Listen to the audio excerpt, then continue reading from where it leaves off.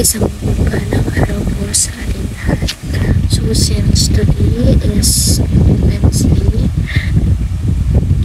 nandito tayo ngayon sa ating third installment of our current series, which is Trusting in God in Times of Need. So our topic for today is the shaping of our character. So in connection to our topic for today, ang Bible verse na ating tatalakayin ay ang 1 Samuel chapter 16 verse 13. So in English Standard Version, then Samuel took the horn of oil and anointed him in the midst of his brothers. And the Spirit of the Lord rushed upon David from that day forward. And Samuel rose up and went to Ramah. So for a brief background story, ang pinakaunang hari ng Israel noon is si Saul.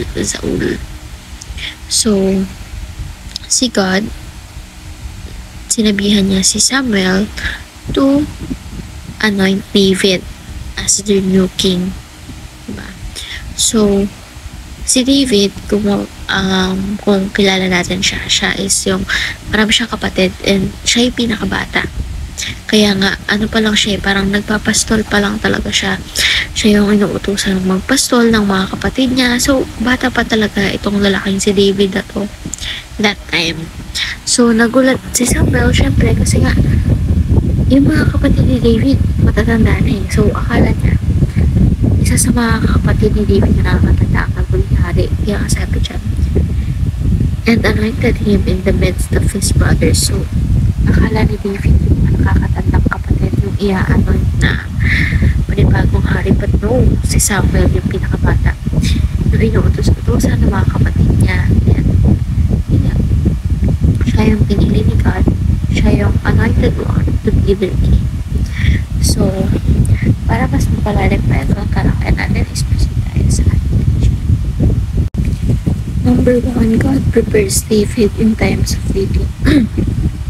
So, nung that time on, inanoint ng kagad si David kasi nga, ang pagiging hari is hindi siya parang kinabukasan, diba? Ayun, hari ka na. Hindi siya ganun. So, maaga siyang in-appoint through Samuel kasi nga, para magkaroon siya ng parang waiting, ganun. Kumbaga sa mga person deprived of liberty, sila yung mga na waiting for trial or waiting for their final judgment. Itong si David naman is nag-iintay or marami muna siyang pinagdaan ng pagsubok bago siya tuluyang maging hari. Diba?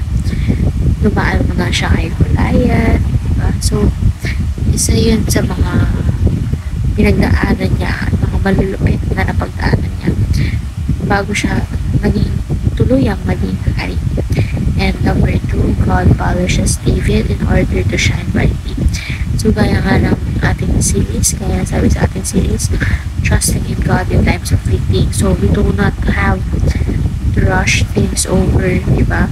Gaya nga nung nangyari kay David, hindi ni-rush yung pagiging hari niya kasi nga, pinalish mo na siya ni God, diba? May time gap, parang ayan, hinayaan mo na siya ni God na matuto, pinalish na si David to become a king that is perfect for Israel, diba? So, God polished David in order to shine brightly. And number 3, God prospers David in all he does. So, since si David is one of the anointed ones ni God, he makes whatever David does prosperous, diba?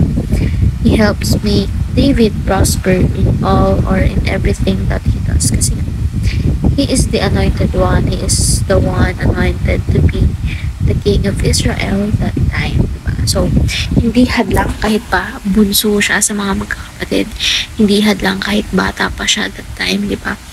Ang mahalaga is siya yung inanoint ni God and binigyan siya ng ample time para ma-polish and matuto kung paano nga ba niya magagampanan yung kanyang position as King of Israel. So, ngayon naman is proceed tayo sa ating application. Number one, endure the shaping of our character. Number two, prepare now for something big. And number three, focus on daily success. Successful the spirit. So, by now, for our discussion part, we should be able to identify on how should we practice trusting in the shaping of our character.